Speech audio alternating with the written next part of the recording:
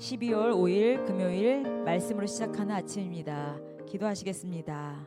하나님, 우리는 이 회개를 통하여서 정말 주님과 더 가까이 갈 수 있게 되었음을 감사합니다. 이 특권과 주님께서 누릴 수 있는 은혜를 주신 거, 기회를 주신 거 오늘도 감사드렸고, 오늘도 주 안에서 승리한 날 되게 하여 주시옵소서. 귀하고 복된 날 첫 시간을 주님께 드렸고 예수님의 이름으로 기도드립니다. 아멘. 자, 요한계시록 16장 1절로부터 9절까지 말씀 같이 보시겠습니다. 또 내가 들으니 성전에서 큰 음성이 나서 일곱 천사에게 말하되 너희는 가서 하나님의 진노의 일곱 대적을 땅에 쏟으라 하더라.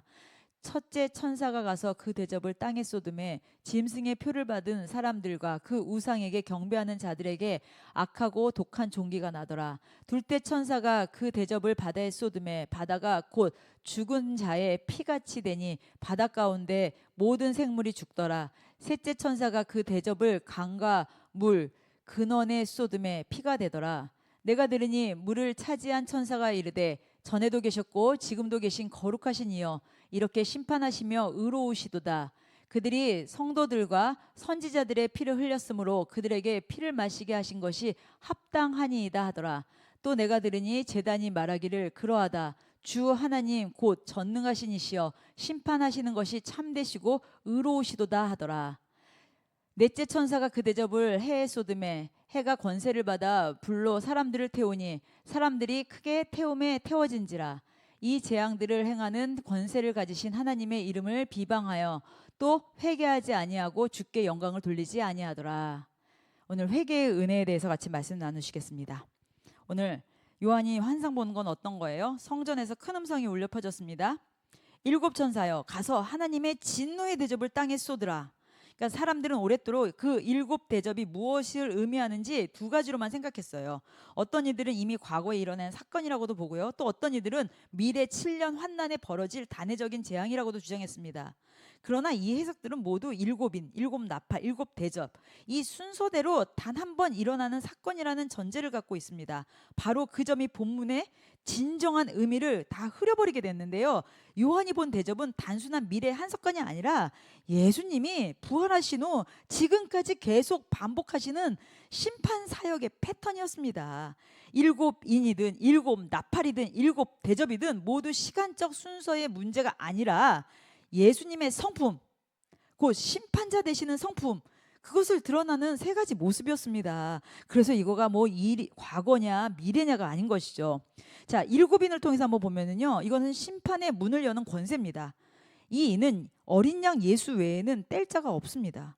성도들은요, 인이 빨리 열리기를 간절히 바라지만 땅에 거하는 자들은 인이 열릴까 두려워서 떨고 있습니다. 그 인은 예수님만이 행하시는 의로운 심판에 계신 거예요. 자, 그 두 번째는 일곱 나팔. 이것은 성도의 승리와 악인의 고통을 말하죠. 예수님의 나팔 소리는 두 분류로 전혀 다르게 울렸습니다. 성도에게는 그 나팔 소리가 어떻게 들려요? 기쁨과 춤의 소리고요. 악인에게는 고통과 절망의 신호인 거죠. 그러니까 나팔은 예수님의 승리와 주권을 나타내는 것입니다. 자, 그럼 일곱 대접은요? 심판이 남김없이 쏟아진다는 거예요. 대접은 넓고 깊어서 한 번 쏟으면 양이 엄청납니다. 예수님의 대접 심판도 그러했는데 피할 자가 없고 남김없이 쏟아지는 완전한 진노였습니다. 이 모든 심판은 무겁게만 보이지만 실제로는 성도를 위한 공의의 심판이며 악한 자들에게만 떨어지는 진노였습니다. 자, 그러면 우리 한번 첫 번째 대접 이거 볼까요? 첫 번째 대접이 땅에 쏟아지자 짐승의 표를 받은 자들, 우리는 짐승의 표 받았어요? 우리 안 받았습니다. 짐승의 표를 받은 자들과 우상을 경배한 자들에게 악하고 독한 종기가 생겼고, 이때 중요한 것은 종기의 정확한 형태가 아니라 중요한 것은 심판의 대상이 누구인가입니다.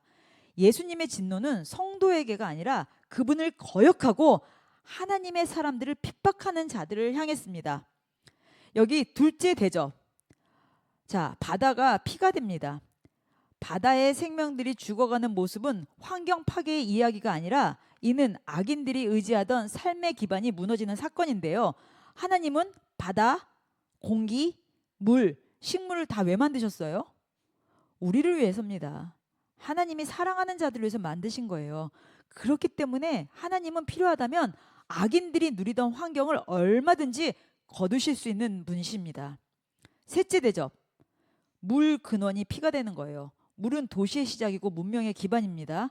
그러나 강과 물, 그 근원이 피가 되었다는 것은 악인들의 삶의 근본이 끊어진 것을 얘기하는 겁니다. 그리고 천사의 선언이 이어지는데 뭐라고 이어지냐면 그들이 성도와 선지자의 피를 흘렸으므로 그들에게 피를 마시게 하는 것이 합당하다. 예수님의 심판이 정당한 보복임을 하늘에서 선포합니다. 예수님은 성도의 억울함을 그대로 두지 않고 몇 배로 갚아주십니다. 그러니까 우리가 사람한테 보복할 필요가 없어요.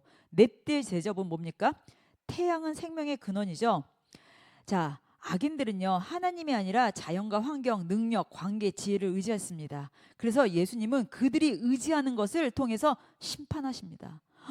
엄청 무시무시합니다. 악인들이 의지하는 것은요 생명의 근원이신 예수님이 아니라 환경이나 능력과 관계나 지혜나 돈이나 모행, 명예나 이런 걸 의지했기 때문에 그런 것을 통해서 심판하신다는 것이죠. 하늘을 치고 바다를 치고 물을 치고 땅을 치셨습니다. 그들의 의지처가 무너졌는데도 악한 자들은 회개하지 않고 여전히 하나님을 비방하죠. 일곱 대접은 그들의 본성을 드러냅니다. 심판이 와도 회개하지 않는 자들이 바로 심판받을 자들입니다. 예수님의 심판은 사랑에서 나온 공의입니다. 일곱 대접의 재앙은 겉으로 보기엔 무섭고 잔혹해 보이지만 그러나 그 중심에는 성도들을 위한 예수님의 사랑과 공의가 흐르고 있습니다. 악인들은 자신들의 행위를 심판받지만 하나님을 경배하지 않고 거짓을 숭배하고 성도들을 핍박하기 때문에 받는 것입니다. 반면에 성도는 어떻게 됩니까? 은혜로 구원을 받습니다.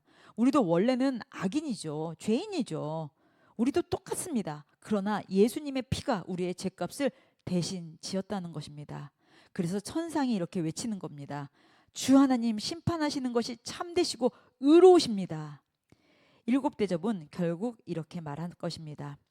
예수님의 심판은 의롭고 예수님의 구원은 은혜롭습니다. 그리고 예수님만이 성도의 모든 원한을 풀어주시는 참된 재판장입니다. 기도하시겠습니다. 만군의 여호와 하나님 감사합니다. 우리에게 소망 되시고 공의롭고 정말 우리의 모든 것을 신원해 주시는 주님, 오늘도 귀하고 복된 날 주님 손에 올려드렸고 감사드리며 예수님의 이름으로 기도드립니다. 아멘.